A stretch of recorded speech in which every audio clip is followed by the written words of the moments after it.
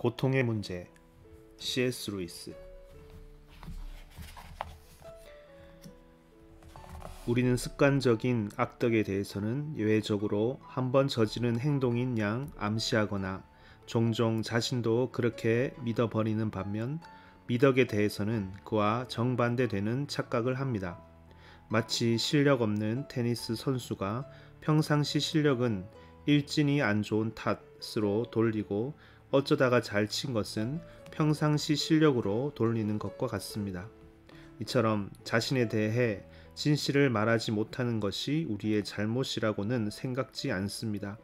평생토록 끊임없이 마음에서 웅얼대는 악의와 질투와 음란함과 탐욕과 자기 만족의 소리는 말로 간단히 전환되지 않는 법입니다. 그러나 중요한 점은 이처럼 불가피하게 한정될 수밖에 없는 발언을 해놓고서도 마치 자기 속에 있는 최악의 것을 전부 꺼내놓은 양 착각하지는 말아야 한다는 것입니다. 2.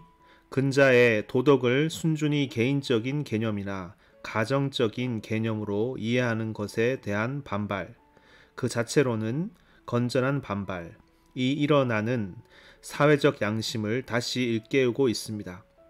우리는 자신이 부정한 사회 체제에 연루되어 있으며 공동의 죄책을 공유하고 있음을 느낍니다. 이것은 사실입니다. 그러나 원수마귀는 진실을 이용해서도 우리를 속일 수 있습니다. 체제와는 아무 상관이 없으며 천년왕국 때까지 기다릴 필요 없이 지금 당장 해결할 수 있는 죄책, 구식의 평범한 의미에 해당하는 자신의 죄책을 덮기 위해 공동의 죄책이라는 개념을 이용하지 않도록 조심하십시오. 공동의 죄책은 아무래도 개인의 죄책과 같은 강도로 느껴지지 않을 가능성이 크며 실제로도 같은 강도로 느껴지지 않는 것이 분명하기 때문입니다.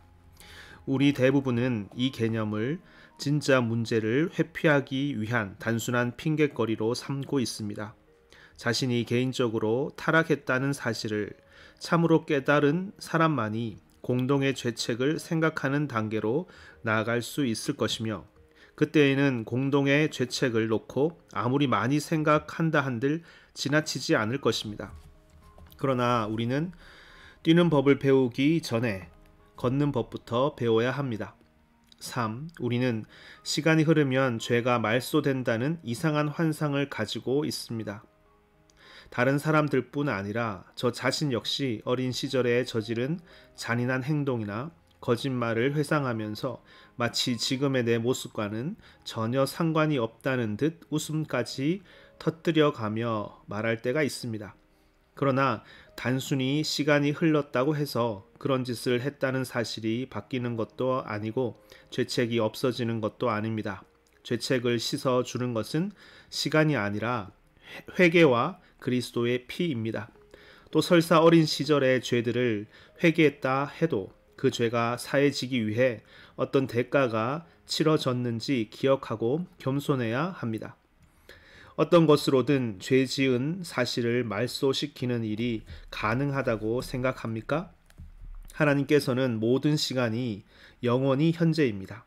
그러니 하나님께서 그 다차원적인 영혼의 한 측면에서 어린 시절 여러분이 파리 날개를 잡아 뽑고 있는 모습을 영원히 보고 계시며 학생 시절 아첨하고 거짓말하며 정욕에 빠져 있는 모습을 영원히 보고 계시고 중위로 복무하던 시절 비겁하고 오만했던 순간을 영원히 보고 계신다는 것이 전혀 불가능한 일은 아니지 않습니까?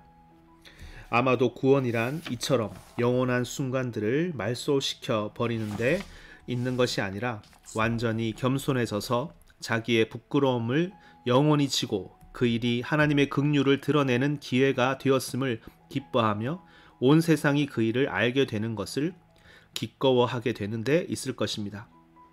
아마도 그 영혼의 순간에서 성 베드로는 혹 제 생각이 틀렸다더라도 그는 저를 용서해 주리라 믿습니다. 영원히 주님을 부인하고 있을 것입니다. 그렇다면 천국의 기쁨이란 지금과 같은 상태에 있는 대다수의 사람들에게는 새로 입에 익혀야 하는 맛, 이런 맛을 익히지 못하게 만드는 삶의 방식도 있을 수 있습니다. 이라는 것이 참으로 맞는 말일 것입니다.